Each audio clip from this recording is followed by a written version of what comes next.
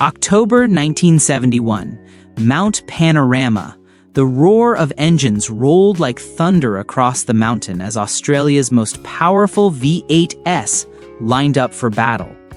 The Ford Falcon GT Ho and Holden Torana GTR SU-1 stood like kings of the grid, their exhaust notes echoing through the crisp mountain air.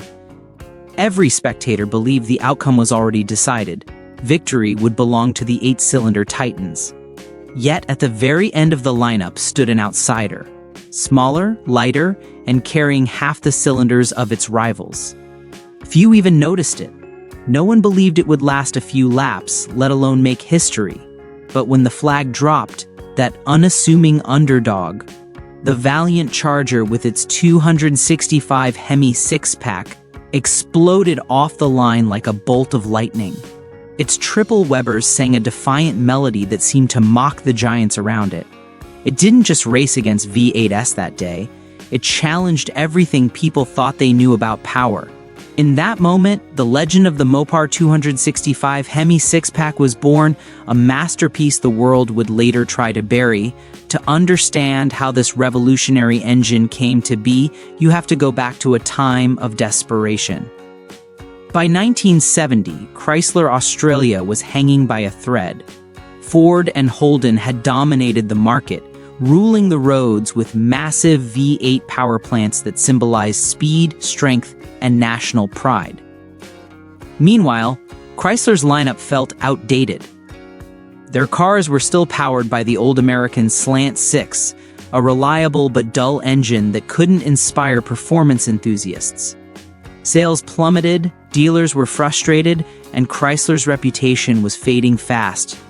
The company stood on the edge of collapse. Then, from the engineering department, one man quietly stepped forward, Maurice "Maury" Harcus. His mission sounded impossible: design an engine that could stand toe-to-toe with the V8S, but be cheaper, lighter, and more efficient. While the world insisted that real power required 8 cylinders, Harcus looked elsewhere for inspiration. Deep within Chrysler's archives, he found a forgotten American truck engine concept. A starting point, not a solution.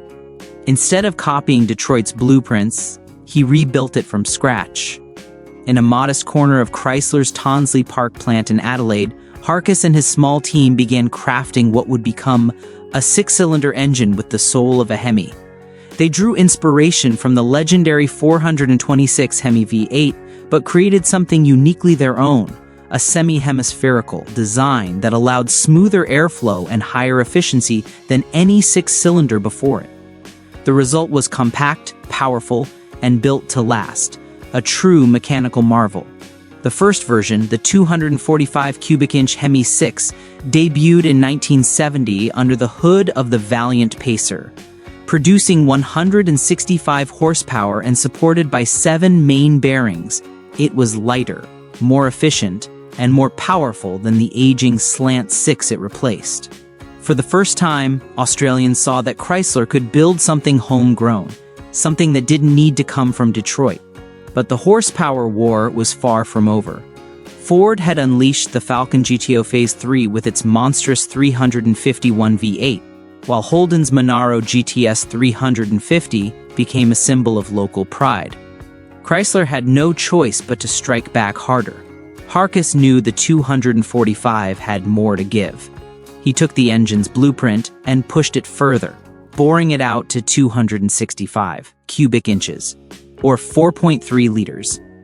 Every part was refined and reinforced: a forged steel crankshaft, lightweight pistons, and reworked intake and exhaust systems that made the engine breathe like never before.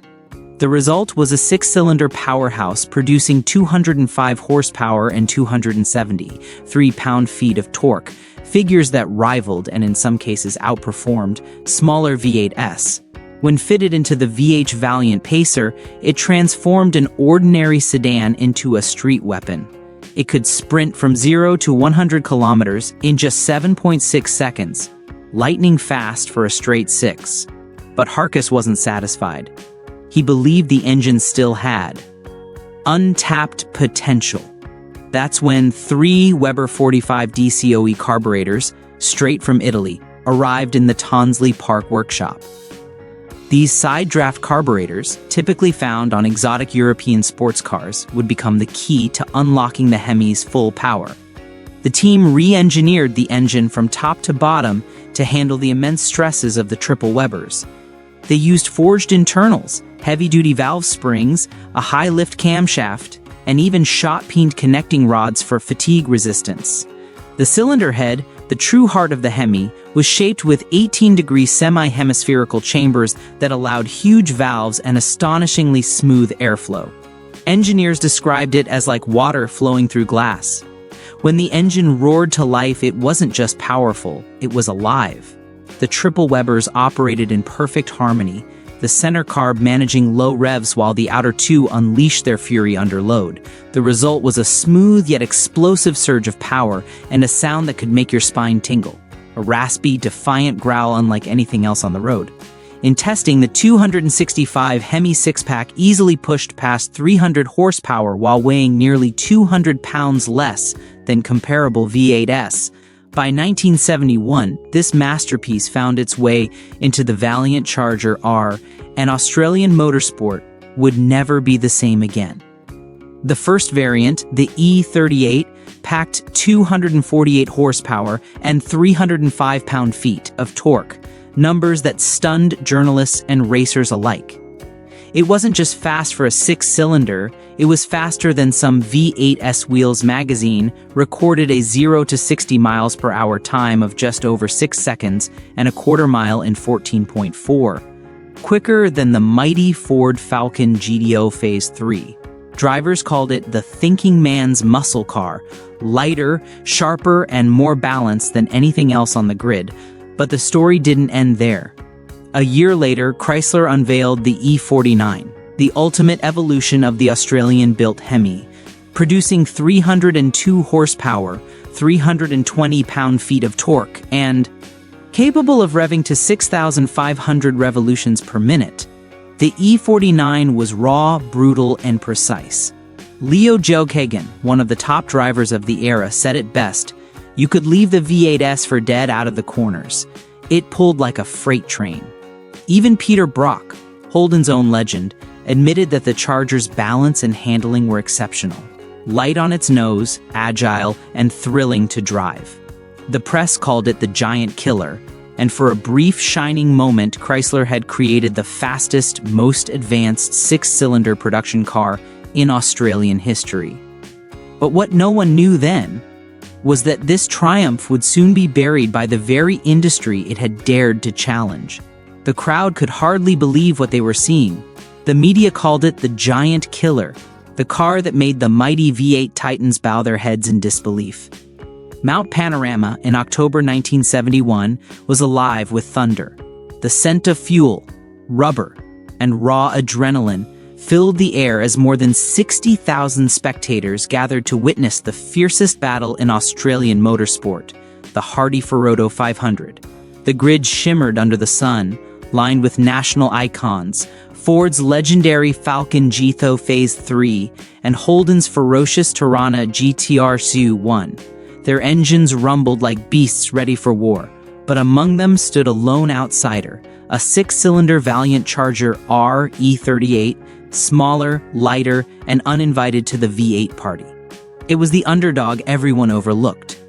When the flag dropped, the crowd's roar was swallowed by the sound of three Webers screaming in harmony.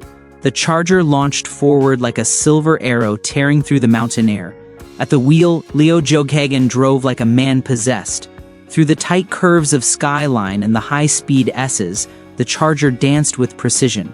It was lighter, sharper, and more balanced than the heavy V8s. Fans erupted every time it passed another Falcon or Tirana, its six-cylinder song echoing across the valley. Commentators dubbed it the Adelaide Challenger, a nickname that would soon become legend. As rival cars struggled with broken gearboxes, failing tires, and overheating engines, the Hemi Six-Pack held strong, relentless till the very end. When the Charger crossed the finish line, it wasn't first on paper, but it was first in the hearts of thousands chanting, "6 beats 8." That moment changed Australian motorsport forever. By the following year, the legend returned, reborn as the E49. Faster, stronger, and more refined, it came back to Mount Panorama with vengeance in its veins.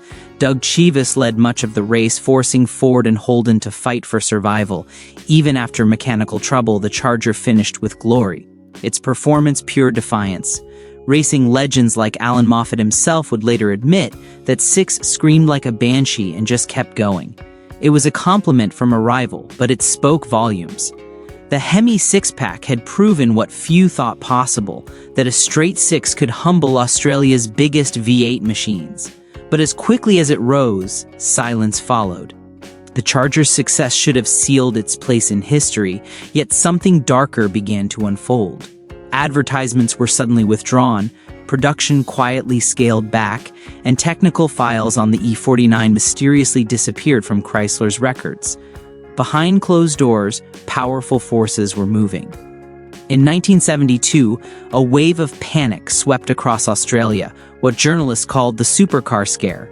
Media headlines accused high-performance cars of being death traps on public roads. Politicians joined in, condemning them as dangerous.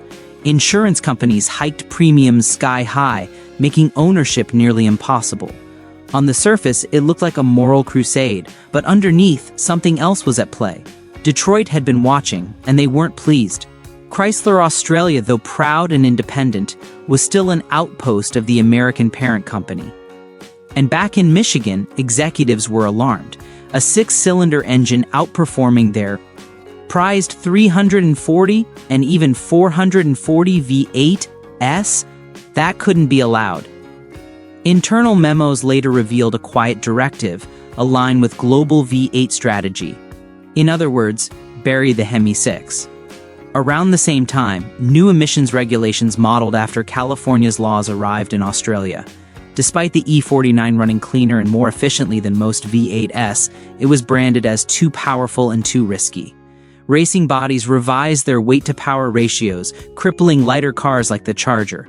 Whispers circulated through pit lanes that rival manufacturers had lobbied officials to suppress the Hemi's dominance. Within a year, production of the E49 ended.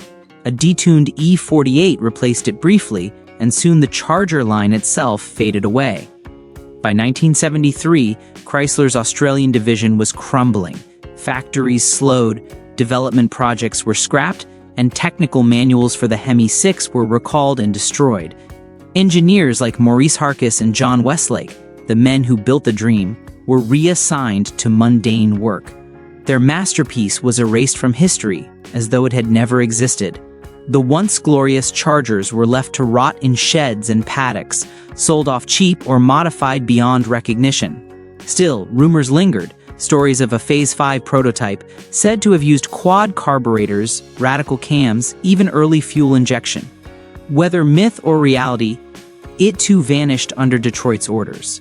When the global oil crisis struck in the mid-1970s, Chrysler America doubled down on economy cars, cutting support for its Australian branch entirely. By 1981, Chrysler Australia was gone, and with it, the Hemi Six-Pack disappeared into legend.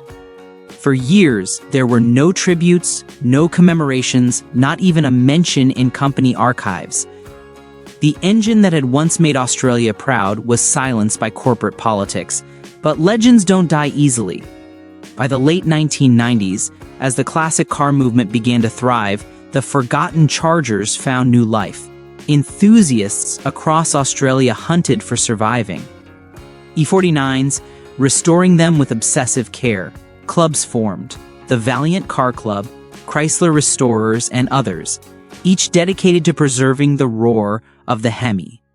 At historic circuits like Mount Panorama Revival, that unforgettable sound returned, the deep, raspy growl of triple Webers echoing once more through the hills.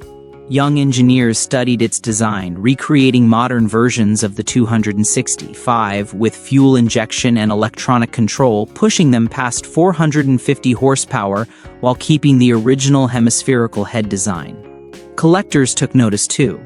Today, a genuine E49 Charger can fetch over $200,000 at auction, not just as a car, but as a piece of national pride. Beyond its price, it remains a symbol of what Australia once dared to build, a reminder that brilliance can come from the unlikeliest places, even from those told to stay quiet.